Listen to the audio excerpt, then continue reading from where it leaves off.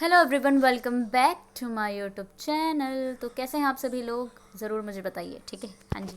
तो जैसे कि आपको पता ही था, मैं काफ़ी लेट हो गई हूँ क्योंकि इस लेक्चर को रिकॉर्ड किए हुए मुझे 6 दिन हो चुके हैं। तो 6 दिन इज़ वेरी फार ना। तो यहाँ से हम स्टार्ट करने वाले, आपका थोड़ा सा रमज़ान की वजह से चल रहा है कि मैं लेक्चर नहीं ला पा रही हूँ यार, बहुत ज़्यादा। क्या करें, ठीक है, बता नहीं सकती। तो इसलिए मेरा थोड़ा सा लेक्चर डिले हो रहा था, पर ठीक है, आपका ये कोड कंप्लीट होगा। ठीक है, एग्जाम से पहले ही कंप्लीट हो जाएगा। इवन आपके इंपॉर्टेंट क्वेश्चंस भी इसके आएंगे, पीवाईक्यूज भी आएंगे। Everything you will be covered from my channel. ठीक है, तो आपको क्या करना है, चैनल को सब्सक्राइब करना है एंड बेल आइकन को प्रेस करना है। ठीक है, फॉर मोर अपडेट्स। तो भाई, जिसने भी वो वीडियो नहीं देखी जिसमें मैंने शॉर्ट डाला था, जिसमें 38 कॉन्वोकेशन हुआ था, 38 कॉन्वोकेशन जो बहुत ही अच्छा था, वहाँ पे सबको डिग्री मिली एंड गोल्ड मेडल्स भी मिले एंड ट्रॉफीज़ भी मिली, बहुत सारी चीज़ें। ठीक है, और डिग्री तो मिलती ही मिलती है। तो आप लोग भी अटेंड कर सकते हैं, वो मैं आपको बाद में बताऊंगी डिटेल में। जब भी आपको चाहिए होगी कॉन्वोकेशन को लेकर के, तो आप मुझे कमेंट में कर देना, मैं वो वीडियो ला दूँगी। ठीक है, कि आपको क्या क्या डाउट्स वगैरह वगैरह वगैरह। ठीक है, चलिए। तो हम जो यहाँ से आज लेक्चर स्टार्ट कर रहे हैं वो आपका जूलॉजी का 141 है, यानी BZYET 141 ये कोड है। ये 3rd ईयर का कोड है आपका, जिसका नाम है इम्यूनोलॉजी। इम्यूनोलॉजी यानी आपके इम्यून से डिपेंड करता है, जैसे कि मैंने आपको प्रीवियस लेक्चर में सारी चीज़ें बताई हैं। हम यूनिट 3 पर हैं और आई होप कि इसमें मैं दो लेक्चर करा रही हूँ एक यूनिट में। ठीक है, तो और ज़्यादा फास्ट हो जाएगा आगे चल करके, क्योंकि हमारा 1 घंटे का लेक्चर जो मैं बनाऊंगी ना, उसमें आपका कंप्लीट ये एक यूनिट होगा। लेकिन जो थोड़ा सा हाफ एन आवर का हो जाता है, 35 मिनट्स या 40 मिनट्स का, तो उसमें कंप्लीट नहीं हो पाता क्योंकि इसके बड़े बड़े चैप्टर्स है, राइट। तो इस वजह से केमिस्ट्री का भी मैं बस स्टार्ट करने वाली हूँ, बस थोड़ा सा। और रमज़ान कल संडे है तो थोड़ा बहुत, क्योंकि मैं ऑनलाइन पढ़ाती भी हूँ, तो इस वजह से ना थोड़ा बहुत ज़्यादा मैनेज करना मुश्किल हो जाता है यूट्यूब के लिए भी, मेरे लिए, है ना। तो फिर कॉलेज जाना एंड आना, तो सैटरडे संडे तो मैं फ्री रहती हूँ, तो फिर भी ठीक है। अब मैं आपका कंप्लीट करूँगी, आप मुझे रिमाइंड करते रहा करिए, ताकि कमेंट आते हैं ना मुझे, तो फिर मैं, मेरे दिल में खलबली मस्ती कि हाँ मुझे लेक्चर रिकॉर्ड करना है। ठीक है, चलिए, तो नो बकवास, सीधे आ जाते हैं यहाँ पे। तो आज जो हमें पढ़ना है, मैंने इससे पहले वाला पार्ट आपको करा दिया था, हमें आज कीमोकाइन से पढ़ना है। हमने साइटोकाइन तक पढ़ लिया था, उसके फंक्शंस पढ़ लिए थे, क्या क्या उसका रोल होता है, वेरी इंपॉर्टेंट कि उसका रोल क्या है। अब हमें यहाँ से कीमोकाइंस पढ़ना है। ठीक है, कीमोकाइंस भी आपके साइटोकाइंस ही होते हैं। ठीक है, कीमोकाइंस भी आपके साइटोकाइंस ही होते हैं, जो हम साइटोकाइंस पढ़ चुके हैं, राइट। ये जो होता है कीमो अट्रैक्टेंट्स की तरह काम करते हैं। ठीक है, कीमो अट्रैक्टेंट्स की तरह काम करते हैं। ये जो होता है, इनका बहुत ही इंपॉर्टेंट रोल होता है माइग्रेशन ऑफ सेल कराने, यानी कि सेल को खिसकाने का। इट्स लाइक माइग्रेशन का मतलब है खिसकना, या फिर माइग्रेट करना है, मूवमेंट करना। ठीक है, माइग्रेशन का मतलब मूवमेंट करना। तो इनका काम क्या होता है, जो सेल है उनको माइग्रेशन कराना, यानी सेल का मूवमेंट कराना between the blood and the tissues. ठीक है, between the blood and the tissues through venules, जो आपके वेन्स होते हैं, and during the process of chemotaxis. तो जब कीमोटैक्सिस हो रहा होता है आपका, कीमोटैक्सिस आपकी एक ऐसी सिचुएशन है सेल की, जब आपके पास कोई केमिकल स्टिमुलाई जनरेट हो, यानी कोई केमिकल स्टिमुलाई आपके पास आती है, लाइक साइटोकाइन ग्रेडियंट्स होता है जो कि केमिकल स्टिमुलाई जनरेट करता है। उस टाइम पे आपके सेल जो होते हैं वो मूव करते हैं। किस किस के बीच में मूव करते हैं, ब्लड एंड टिश्यू के बीच में मूव करते हैं। तो उसको जो रेगुलेट करने का काम होता है, वो आपका कीमोकाइंस है। तो कीमोकाइंस क्या है, केमिकल अट्रैक्टेंस, यानी जब केमिकल स्टिमुलाई आएगा तो आपका कीमोकाइन काम करेगा। और कीमोकाइन इज आपका क्या है, एक साइटोकाइन ही है। सही है। कीमोकाइंस जो होता है वो लिम्फोबाइड ऑर्गन्स को इन्फ्लुएंस करने का भी काम करता है, इनको डेवलपमेंट करने का भी काम करता है। इवन जो टी सेल का डिफरेंशिएशन है, जो आपके टी सेल है वो डिफरेंशिएट करने में भी काम होता है, तो वो आपके कीमोकाइंस करते हैं। ट्यूमर सेल मेटास्टेसिस को मीडिएट भी करता है, और इनका न्यूरोमॉड्यूलेटर्स की तरह भी काम होता है। न्यूरोमॉड्यूलेटर्स का मतलब क्या है, आपके नर्वस सिस्टम में मॉड्यूलेशन का काम करेगा, मॉड्यूलेट करेगा। नर्वस सिस्टम आपके का ब्रेन में जो मॉड्यूलेशन का काम करेगा वो आपका कीमोकाइन करेगा। ठीक है, कीमोकाइन कैसे काम करता है, आपका जब केमिकल स्टिमुलाई जनरेट होगा तो ये काम करेगा। इनके लिए एक टारगेट सेल होती है, उन सेल पर ये काम करते हैं। ठीक है, अब ये रिसेप्टर्स जो होते हैं आपके जी प्रोटीन कपल्ड रिसेप्टर्स होते हैं। ठीक है, ये आपकी हेल्प करते हैं कीमोकाइंस को काम करने के लिए, और इंट्रासेलुलर सिग्नलिंग पाथवे जनरेट करते हैं। तो आओ हम देखते हैं कि ये पाथवे किस तरीके से होता है और कैसे आपके कीमोकाइंस फंक्शन करते हैं। ठीक है, तो देखिए यहाँ पे आपका पाथवे देखो। पहली बात तो यह है कि कीमोकाइंस को काम करने के लिए एक रिसेप्टर चाहिए। तो कीमोकाइन आता है, उसके पास एक स्पेसिफिक रिसेप्टर है, उससे बाइंड करेगा। उससे जैसे ही वो बाइंड करता है तो कैल्शियम सिग्नलिंग स्टार्ट होती है, कैल्शियम सिग्नलिंग कैस्केड। यानी कि cascade is nothing but your chain reaction. मैंने आपको बताया था कि वो चेन रिएक्शन होती है, एक ऐसी रिएक्शन जो एक चेन के फॉर्म में चलती है, तो उसको हम कैस्केड रिएक्शन कहते हैं। तो कीमोकाइन क्या करता है, आपके रिसेप्टर से बाइंड करेगा। जैसे वो बाइंड करता है तो आपका कैल्शियम सिग्नलिंग स्टार्ट हो जाएगी, यानी कैल्शियम आ जाएगा और वो चेन में काम करना स्टार्ट करेगा। चेन है, उसके बाद क्या होगा, आपके पास स्मॉल GTPase जो होगा वो एक्टिवेट हो जाएगा। जैसे ही ये एक्टिवेट होता है वैसे ही एक्टिन पॉलीमराइजेशन होगा, इंटीग्रेशन एक्टिवेशन होगा, सेलुलर प्रोजेक्शन बनेंगे और सेल का मूवमेंट होगा। तो बेसिकली लास्ट में एट द एंड क्या हो रहा है, सेल मूव कर रहा है आपका। कैसे कैसे मूव कर रहा है कि आपका पहले बाइंड करेगा एक रिसेप्टर से कीमोकाइंस, बाइंड करने के बाद आपका क्या होगा, जैसे ही वो बाइंड करेगा आपके जो कैल्शियम है वो स्टार्ट हो जाएंगे, यानी कि उनके कैस्केड प्रोसेस जनरेट होगी। उसके बाद स्मॉल GTPase स्टार्ट होगा और फिर आपका एक्टिन पॉलीमराइजेशन होगा और उसकी वजह से आपका सेल का मूवमेंट होगा। तो इस तरीके से आपका मैकेनिज्म ऑफ एक्शन होता है कीमोकाइंस का। आई होप यू अंडरस्टैंड, क्योंकि मैं आपको स्टडी मटेरियल से डायरेक्टली पढ़ा रही हूँ, इस वजह से हम यहाँ पे कोई नोट्स नहीं बना रहे हैं। अगर आप इस लेक्चर को देख लेते हैं डायरेक्टली आप जा करके लिख सकते हैं, ये मैं गारंटी दे सकती हूँ। ठीक है, आप लेक्चर सुन लीजिए, मैं PYQs कराऊंगी, PYQs कर लीजिएगा। इससे पहले के PYQs भी मैं अपलोड कर चुकी हूँ, तो आप अगर उसको भी देखना चाहते हैं ना तो देख सकते हैं आराम से, क्योंकि वो PYQs 2020, 2021, 2022 का इस तरीके से मैंने दिया हुआ है। अब जो 2024 के जून में पेपर हुआ है, दिसंबर में पेपर हुआ है, जून वाले भी मैंने कराए हैं, कुछ कुछ जो नहीं कराए आप मुझे कमेंट कर दीजिए, दिसंबर वाले भी मैं आपको कराऊंगी। ठीक है, चलिए, तो ये कीमोकाइंस हो गया। यहाँ पे आपका कुछ ऐसे क्यू है, यानी कि आपका ये शॉर्ट आंसर टाइप क्वेश्चन होते हैं बेसिकली। इसमें आपका ट्रू फॉल्स है कि बी लिम्फोसाइट्स का जो होता है माइस, ह्यूमंस या बोन मैरो में बी लिम्फोसाइट्स का मैच्योरेशन कहाँ होता है। ठीक है, तो बोन मैरो में होता है, तो ये ट्रू हो गया। ठीक है, ट्रू हो गया। इस तरीके से आपके क्वेश्चंस होते हैं। ऐसे ही आपको यहाँ पे जो होता है बेसिकली यहाँ पे मैचिंग करनी है। ठीक है, इंटरफेरेंस, बी सेल्स का क्या काम है। ठीक है, CD3, CD4, 5 ये सारा मैं आपको करा चुकी हूँ आगे। अब जो हमें पढ़ना है 3.6 वाले सेक्शन में पढ़ना है humoral immunity. Humoral immunity basically क्या होता है, देखो मैंने आपको बताया था कि हमारे पास दो टाइप की इम्यूनिटी होती है। एक होता है सेल मीडिएटेड इम्यूनिटी, जिसमें सेल मीडिएट यानी सेल जनरेट होता है। ह्यूमरल इम्यूनिटी जो होता है, humour it's like body fluid. ठीक है, इट्स लाइक बॉडी फ्लूइड का काम करना, that is your humoral immunity. तो ह्यूमरल इम्यूनिटी जो होती है आपकी डिपेंड करती है मॉलिक्यूल्स पे। कैसे मॉलिक्यूल्स, जो आपके ह्यूमर में प्रेजेंट होते हैं, यानी जो आपकी बॉडी के फ्लूइड में प्रेजेंट होते हैं मॉलिक्यूल, उस पर डिपेंड करता है। It is mediated by molecules like antibodies, ये कई सारे कॉम्प्लीमेंट प्रोटीन या फिर माइक्रोबियल पेप्टाइड्स, ये इन पर डिपेंड करता है जब अपनी इम्यूनिटी जनरेट करेगा। इसीलिए हम इसको एंटीबॉडी मीडिएटेड इम्यूनिटी कहते हैं, क्योंकि ह्यूमरल इम्यूनिटी बेसिकली आपका क्या करता है, एंटीबॉडी बनाता है।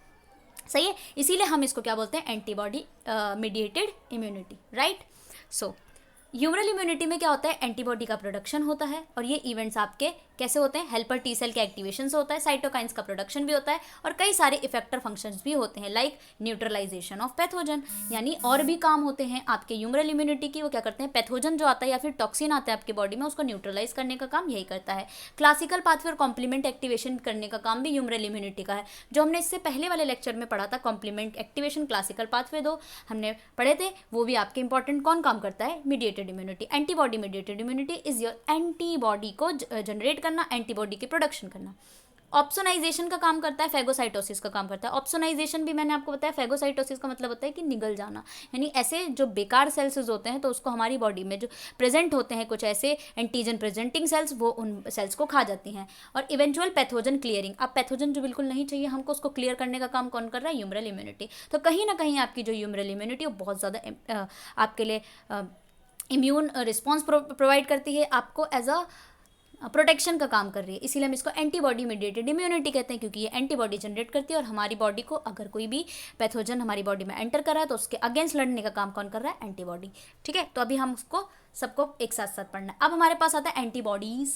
What is antibodies, antibodies is important, इसके टाइप्स और इसके कौन सी एंटीबॉडी 1 मार्क्स में आ जाता है और आपके टाइप्स भी आ जाते हैं। राइट, एंटीबॉडीज क्या है, व्हाट इज एंटीबॉडीज, एंटीबॉडीज आपके हम इसको इम्यूनोग्लोब्यूलिन्स भी बोलते हैं। कहाँ पे प्रेजेंट होते हैं, एंटीबॉडी आपके ब्लड में प्रेजेंट होते हैं, प्लाज्मा में प्रेजेंट होते हैं, it's your blood tissue fluid में, कई सारे सिक्रीशन ऑफ द बॉडी में प्रेजेंट होते हैं। और एक चीज़ होती है एंटीजन। एंटीजन जो होता है बेसिकली वो आपका होता है एंटीजन, जहाँ से एंटीबॉडी जा करके उससे अट्रैक्ट करती है, एंटीबॉडी बाइंड करती है एंटीजन, एंटीजन एंटीबॉडी से बाइंड करता है, फिर एक कॉम्प्लेक्स बनता है एंटीजन एंटीबॉडी। तो जो एंटीजन होते हैं वो आपके सरफेस ऑफ आरबीसी में प्रेजेंट होता है, RBC is your red blood cells. Antibodies कहाँ प्रेजेंट होते हैं, फ्लूइड में your plasma, your tissue fluid, your various like secretion of the body. ठीक है, तो वहाँ पे आपका एंटीबॉडीज प्रेजेंट होते हैं।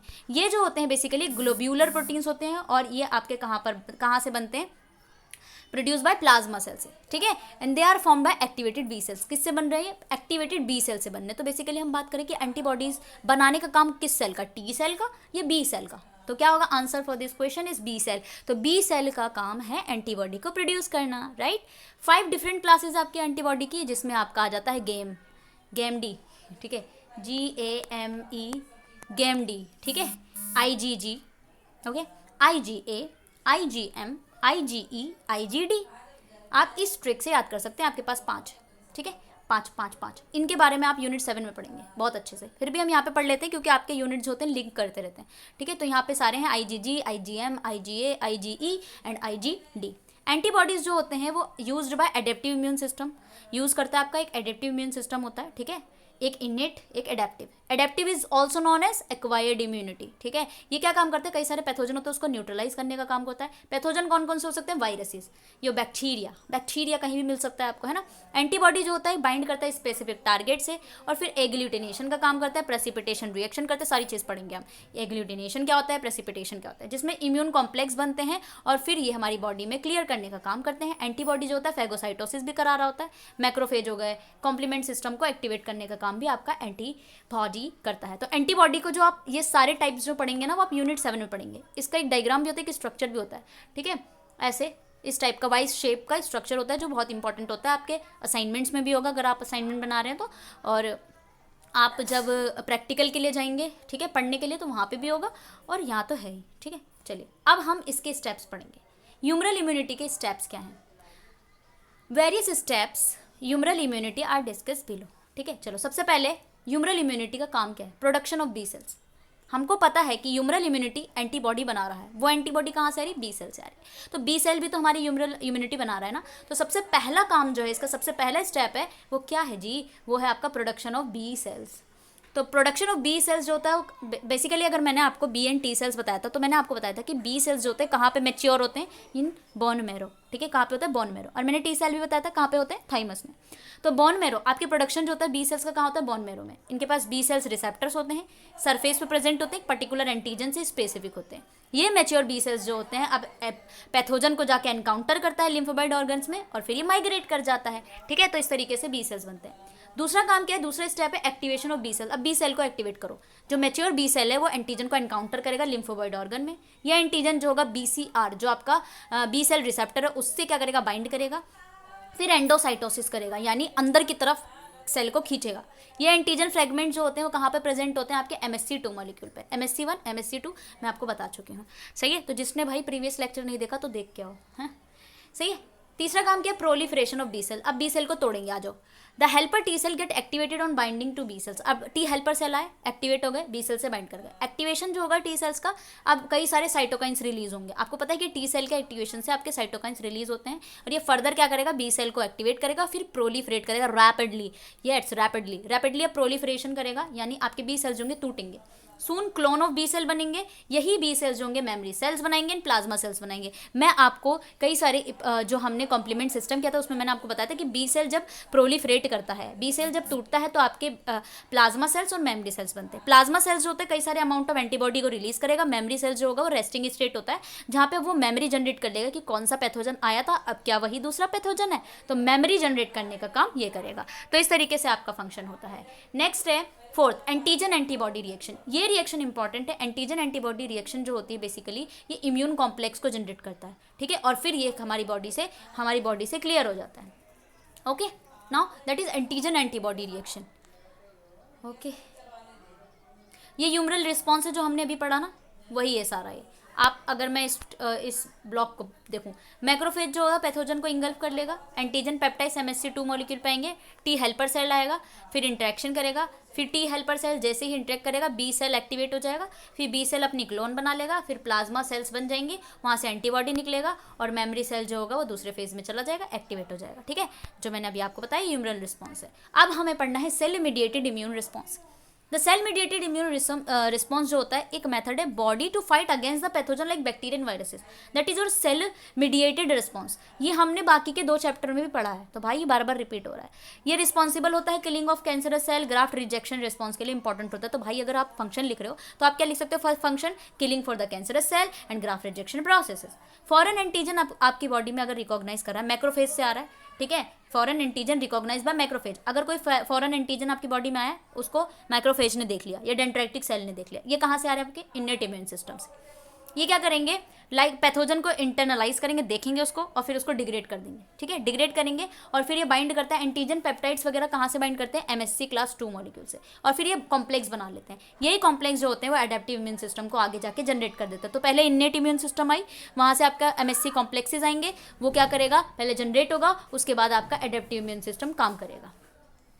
अब यहाँ पे जो होता है आपके पास CD4+ and CD8+ T cells बनते हैं। ये टी सेल प्रिकर्सर होते हैं, कहाँ पे बन रहे हैं, थाइमस में, क्योंकि टी सेल आपका कहाँ मैच्योर हो रहा है, थाइमस में मैच्योर हो रहा है। उनके पास क्या क्या होता है, CD4 and CD8+ T cells होते हैं, प्रिकर्सर सेल्स होते हैं basically. MSC class 2 on APC interact with C4+ T cells.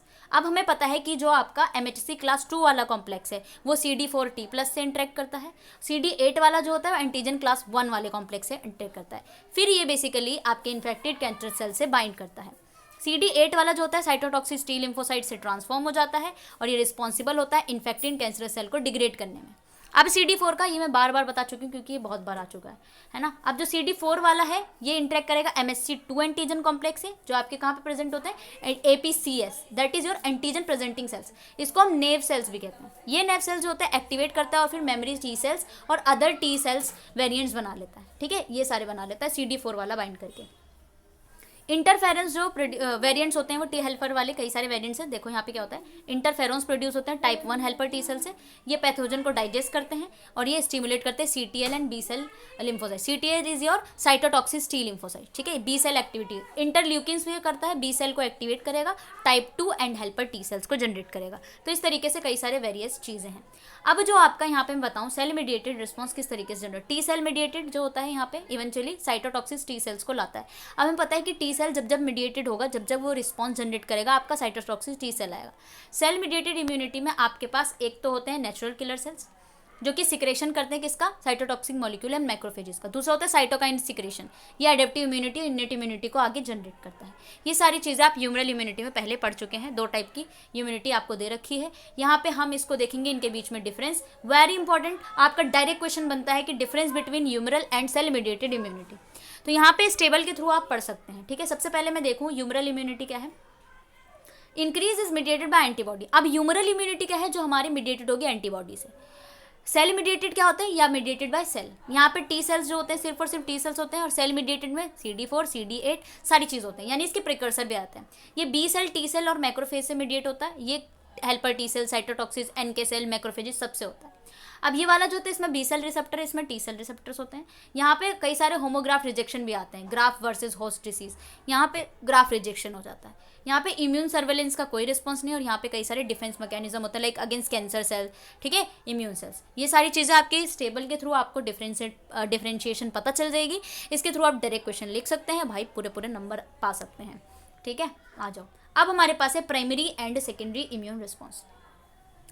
Now what is primary response, आपकी बॉडी में आया, ठीक है, कौन आया, अब मान लो कि भाई एक लड़की है, एक लड़के ने उसको देखा और उसके मतलब अब लगा कि भाई इसको प्रपोज कर देते हैं, ठीक है। वो गया उसके पास, ओके, गया, जैसे ही गया उस लड़की ने चांटा मारा, ओ भाई जैसे ही चांटा मारा वो आपका प्राइमरी रिस्पॉन्स था। अब उसको फीवर हो गया, चिल हो गया, कफ हो गया, यानी बेचारा मर गया, टूटा दिल, ठीक है, प्राइमरी रिस्पॉन्स था, यानी लड़की ने जो रिस्पॉन्स दिया वो चांटे से दिया, ठीक है। रिस्पॉन्स अब गया, अब देखो अब दोबारा वो आया, क्योंकि उसको पता है जब मैं उसको आई लव यू बोलूँगा तो मुझे चाटा मारेगी, ठीक है। अब वो गया, अब की बार वो दूसरा वे लेके गया, अब वो डायरेक्ट आई लव यू नहीं बोलेगा, पहले जाएगा, उससे दोस्ती करेगा, दोस्ती में ही प्यार होगा, ठीक है। तो वो सेकेंडरी रिस्पॉन्स बाद में आएगा। तो आप समझ रहे हैं, ओके। चलिए अब प्राइमरी रिस्पॉन्स को पढ़ लेते हैं। Primary humoral response is generated when primary contact with the exogenous antigen. Yes, जब प्राइमरी कॉन्टैक्ट होगा एक्सोजिनस एंटीजन, जो बाहर का एंटीजन है, तब आपका होगा प्राइमरी रिस्पॉन्स। यहाँ पे क्या क्या चीज़ें बनेंगी, प्लाज्मा सेल्स बनेंगे और large amount of antibody and memory cells बनेगा, मेमोरी B सेल्स बनेंगे। देखो मेमोरी क्या है कि हमें याद है कि अगर मैंने डायरेक्टली आई लव यू बोला तो भाई चाटा पड़ेगा, ठीक है। तो मेमोरी B सेल्स यहीं पे जनरेट करके जाओगे आप लोग, ठीक है। अब यहाँ पे magnitude and kinetics of primary humoral response depend on several factor. अब ये रिस्पॉन्स किस किस चीज़ों पर डिपेंड करता है वो हम देख लेते हैं। Nature and type of antigen, भाई नेचर देखो लड़की का कि वो मुझे चाटा मारेगी या फिर ऐसे कर देगी हाँ, या फिर सिर्फ हंस देगी। एडजुवेंट्स, ये हम पढ़ेंगे एडजुवेंट्स क्या होता है ना। Route of antigen administration, species of the organism, organism की स्पीशीज देंगे, छपरी तो नहीं है वो, है छपरी होगी तो भाई बहुत मारेगी, लाती लात भी मारेगी, ठीक है। तो इस तरीके से होता है। प्राइमरी रिस्पॉन्स जो होता है एज अ लॉन्ग पीरियड होता है विद कई सारी एक्टिविटीज़ आपको देखने को मिलती है ना। प्राइमरी रिस्पॉन्स आपको बेचारे को सब बहुत कुछ हुआ, यानी चाटा पड़ा, एंड उसके बाद आपको फीवर हो गया, कफ हो गया, है ना, रोए आप उसकी याद में, तो बहुत ही लॉन्ग प्रोसेस होता है, ठीक है।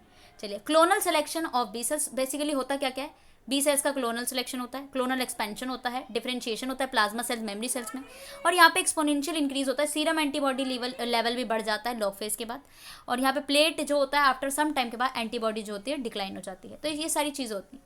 एंटीबॉडी प्रोडक्शन जो होता है 4 डिस्टिंक्ट फेज में होता है। कैसे, हमारे पास 4 फेज है जिसमें एंटीबॉडीज का प्रोडक्शन होगा। सबसे पहला phase is your lag phase, ठीक है, is your lag phase. It is the phase when primary contact होगा एंटीजन से, ठीक है, आईजीएम अपीयर्स होंगे, एंटीजेनिक एलिमेंट बनेगा, लेग फेज वेरिएबल होगा, एग्जांपल के लिए नीमोकोकल पॉलीसेक्राइड सेवरल आर्स डिप्थीरिया, ये सारी चीज़ें होंगी। लॉग फेज में रैपिड इंक्रीज होगा एंटीबॉडी लेवल का। प्लेट वाला फेज जो होगा इक्विलिब्रियम स्टेट होगी। डिक्लाइन फेज जो होता है अब आपका एंटीजेनिक स्टिमुलस रिमूव हो रहा है। तो इस तरीके से आपकी एंटीबॉडी की स्टेजेस होती हैं। लेग फेज बिल्कुल चालू हो गया, लॉग फेज ऐसा हो गया, स्टेडी फेज बिल्कुल ऐसा, डिक्लाइन मर गया यानी चला गया, ठीक है। इस तरीके से आपका जनरेट होता है। अब हमारे पास सेकेंडरी रिस्पॉन्स आ रहा है, ठीक है, रुको एक सेकेंड। सेकेंडरी इम्यून रिस्पॉन्स जो होता है बेसिकली जनरेट होता है जब आपके पास एंटीजन पहले से इंटरेक्ट कर चुका था और आपके पास बी सेल जनरेट हो चुका है ड्यूरिंग प्राइमरी रिस्पॉन्स। आपने याद कर लिया है कि जब मैं उस लड़की के पास जाऊंगा चांटा ही मारेगी मुझे, तो अब ने याद कर लिया, यानी आपके मेमोरी बी सेल जनरेट हो चुके थे प्राइमरी रिस्पॉन्स में, आपको सारा रिस्पॉन्स मिल चुका था। सेकेंडरी रिस्पॉन्स आपका लेग फेज से स्टार्ट होगा। लेग फेज आपका शॉर्टर होता है एंड मैग्नीट्यूड जो होता है ग्रेटर होता है, ठीक है, लॉन्गर होता है। यहाँ पे जो होता है एंटीबॉडी का सिक्रीशन होता है other than IgM and more specific होता है। तो आईजीएम आपकी जो होती है ना, आईजीएम वाली एंटीबॉडी वो आपकी प्राइमरी रिस्पॉन्स बनती है। यहाँ से भी अच्छा वाला एंटीबॉडी बनता है आपका सेकेंडरी रिस्पॉन्स में। Reason for rapid and higher magnitude, आप देखो ये आपका फास्ट होता है, ठीक है, क्योंकि आप जाएंगे दोस्ती करेंगे, उसके सारे काम करेंगे, उसके असाइनमेंट्स बना देंगे, हैं तो खुश हो जाएगी हाँ लड़की, ओके। तो इस तरीके से तो आपका क्या होता है, फास्ट रिस्पॉन्स करेगा, यानी पहले तो चांटा खा के आ गए थे, अब फास्ट रिस्पॉन्ड करेगा। तो क्या रीजन है, रीजन देखेंगे, आ जाओ।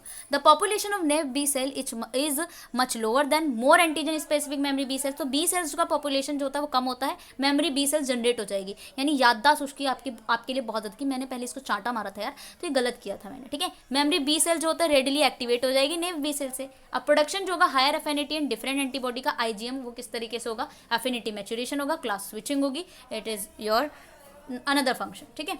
अब यहाँ पे जो इंपॉर्टेंट चीज़ बनती है वो आपकी होती है differentiate between primary and secondary response. सबसे पहला रिस्पॉन्स जो होता है प्राइमरी रिस्पॉन्स, ये कब होता है, जब आपका पहली बार फॉरेन एंटीजन आपकी बॉडी में घुसता है। सेकेंडरी कब होता है, आप उसी सेम एंटीजन को एनकाउंटर करते हो, ठीक है।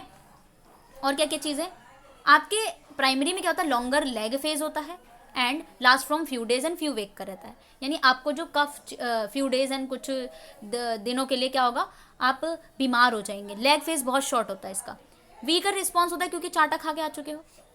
सेकेंडरी रिस्पॉन्स इफेक्टिव होता है, रैपिड होता है, मोर स्पेसिफिक होता है, ठीक है। चलिए, आपकी सारी चीज़ें कहाँ पे देखने को मिलती है, स्प्लीन एंड लिम्फ नोड्स में, ये आपके बोन मैरो में देखने को मिलेगा। उसके बाद लिम्फ नोड एंड स्प्लीन में आईजीएम एंटीबॉडी यहाँ प्रीडोमिनेंट होती है, यहाँ पे आपकी आईजीजी होती है, उसके बाद और भी स्मॉल अमाउंट ऑफ एंटीबॉडीज आ जाती हैं।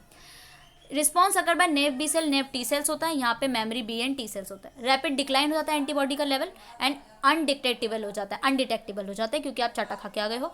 यहाँ पे लॉन्गर टाइम के लिए एंटीबॉडीज आती है, ठीक है। तो इस तरीके से टाइम इन अ डेज में होता है आपका। अब यहाँ पे जो आपका ये टॉपिक है जिसमें आपके पास ये चीज़ है कि किस तरीके से आपका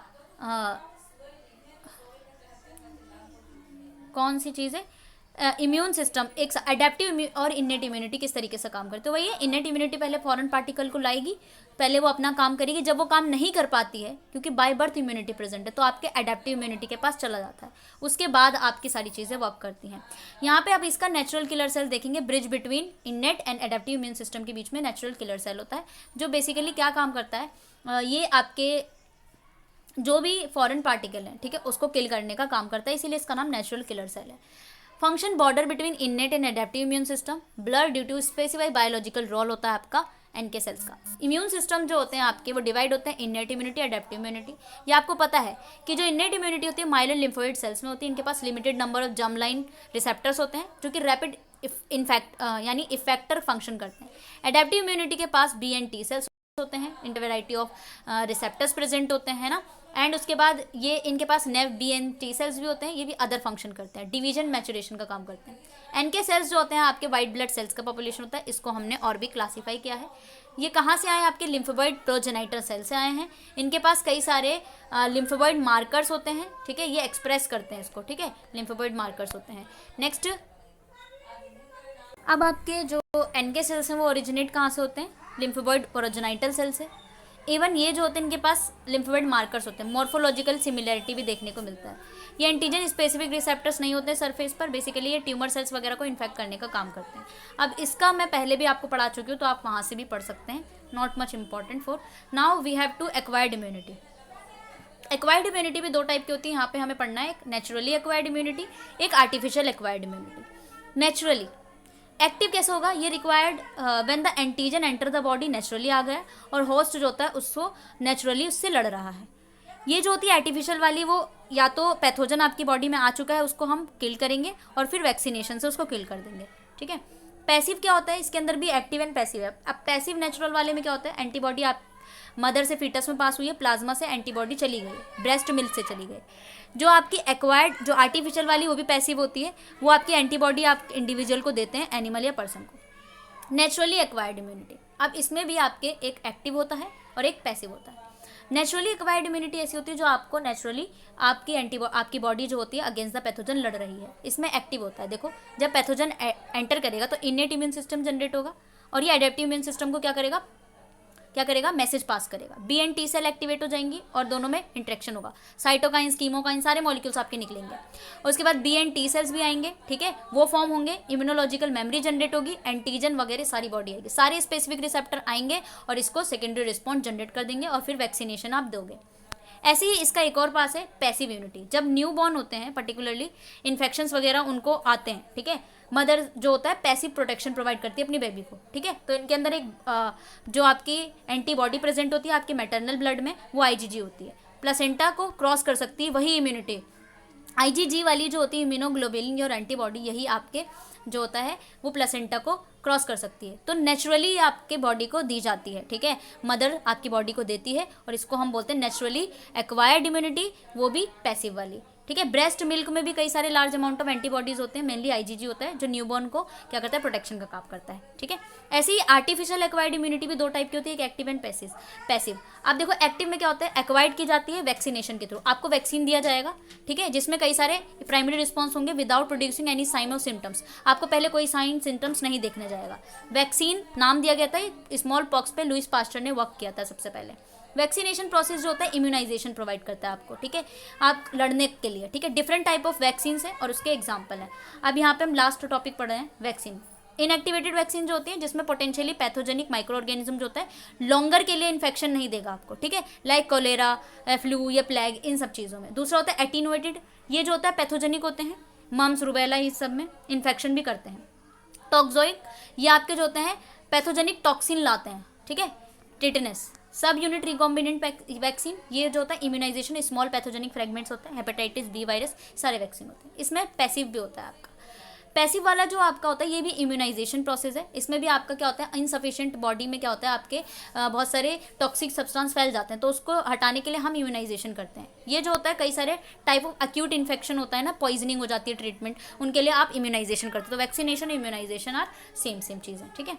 तो ये चैप्टर आपका हो गया डन। अब मुझे लेनी है ऑनलाइन क्लास, तो अब मुझे जाना पड़ेगा। आई होप आपको सारी चीज़ें समझ में आई होगी और आप इसके क्वेश्चन भी कर सकते हैं, और जो भी मैंने आपको टेबल बताई है डिफरेंस का वो आप ज़रूर पढ़ें, ठीक है, वहाँ से आपके क्वेश्चन जनरेट बनते हैं, ठीक है। तो चलिए हम मिलते हैं नेक्स्ट वीडियो में। इसका नेक्स्ट लेक्चर जो होता है चैप्टर नंबर 4, वो मैं कल ही लाने की कोशिश करूँगी, कल संडे घर पर हूँ, ठीक है। तो कल मैं आपका ये चैप्टर कंप्लीट कर दूँगी। जो आपका 4th चैप्टर है ये छोटा सा भी है और हम जल्दी कंप्लीट कर देंगे, ठीक है। तो बाकी मिलते हैं नेक्स्ट वीडियो में, जब तक के लिए bye bye and take care.